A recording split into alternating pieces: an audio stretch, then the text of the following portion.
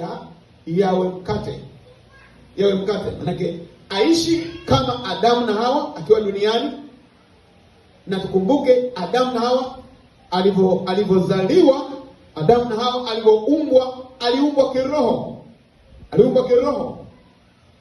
Hakuna mahusiano yote ya mbegu ya mwanadamu iliyofanya Adamu kuwako. Ni neno. Mungu anasema akampulizia pumzi ya uhai wake, mwanadamu akawako. Kwa hiyo Adamu alikuwa ni kiumbe cha kiroho ambacho kilikuwa hakina dhambi ndani yake.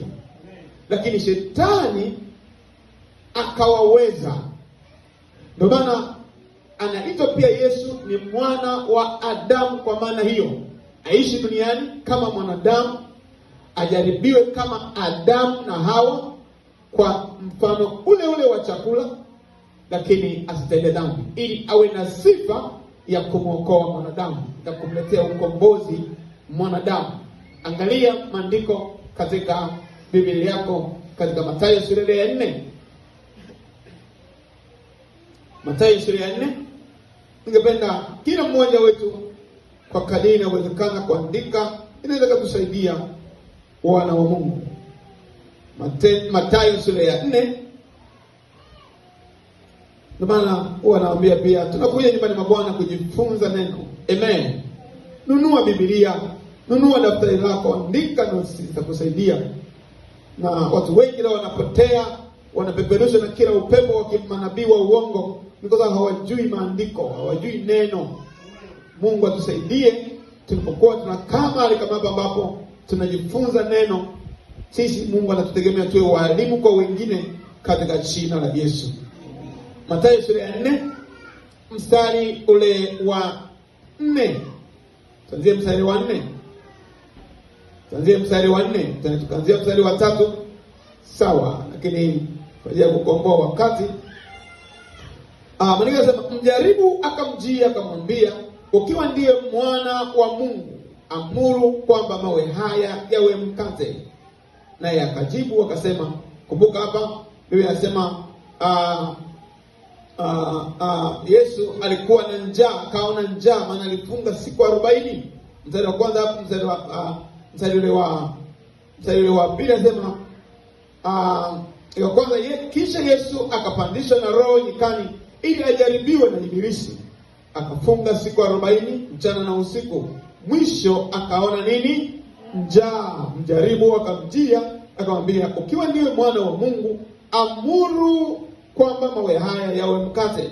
Naye akajibu akasema, imeandikwa, mtu hataishi kwa mkate tu, ila kwa kila neno litokalo katika kinywa cha Mungu.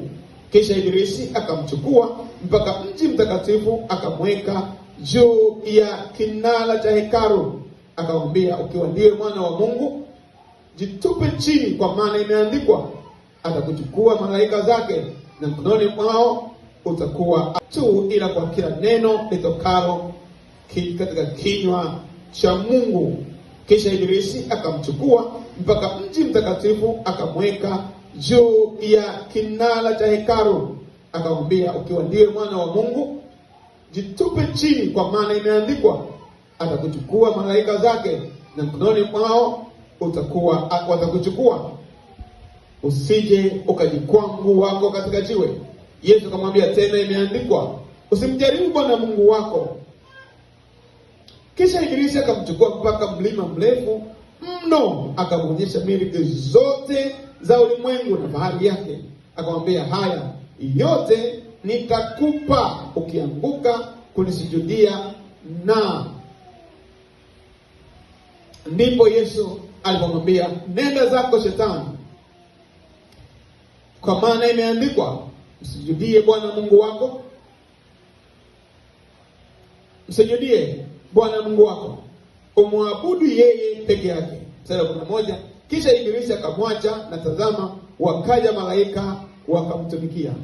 Kwa Yesu akaja duniani kama mwanadamu, akajaribiwa kama wanadamu wengine wanavyojaribiwa, lakini Biblia inasema akashinda. Ndio maana maandiko yanasema yeye anaweza kutusaidia sisi tunapojaribiwa, kwa sababu yeye alijaribiwa, hakufanya dhambi. Amen. Amen. Amen. Yesu anaweza kutusaidia kwa sababu yeye alijaribiwa. Ukiangalia pia katika Yohana sura ya 3,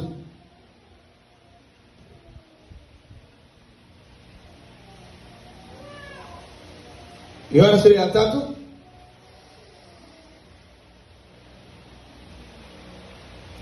Yohana sura ya 3, kama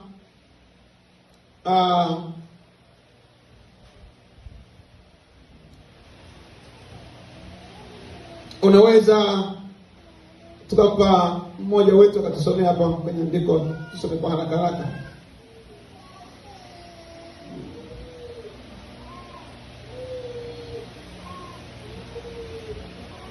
Fanya haraka haraka.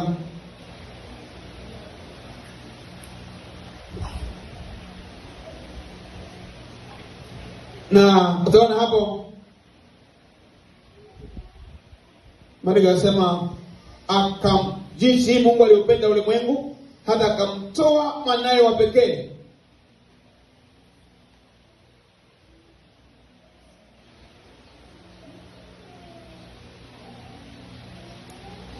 Some kwa haraka hapo. Kwa maana jinsi hii Mungu aliupenda ulimwengu hata akamtoa mwanawe pekee, ili kila mtu amwaminie asipotee, bali awe na uzima wa milele. Amen. Mtu amwaminie asipotee, bali awe na uzima wa milele. Amen.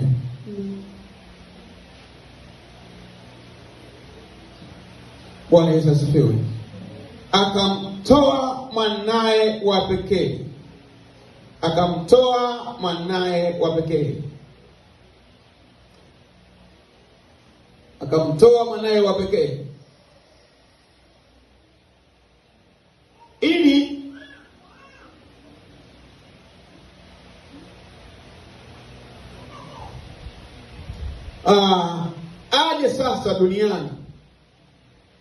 aje sasa duniani kuja kutusaidia, kuja kutukomboa, kuja kutuokoa.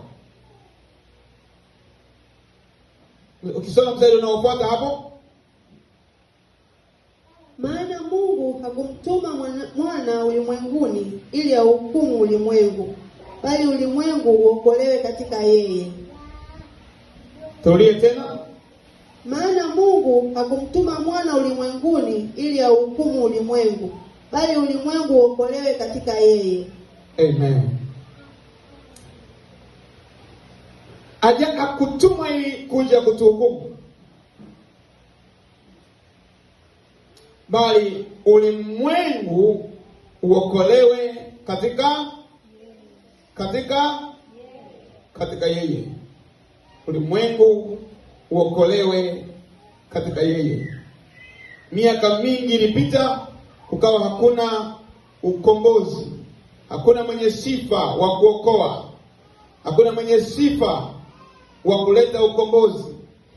Mwisho mbingu na Maandiko yanasema mbingu ikawa inasikitika, mbinguni wanalia, mbinguni wazee 24 wanalia, wanapoona ndugu zao wanateseka, wanaonewa na adui, wanaonewa na ibilisi. Lakini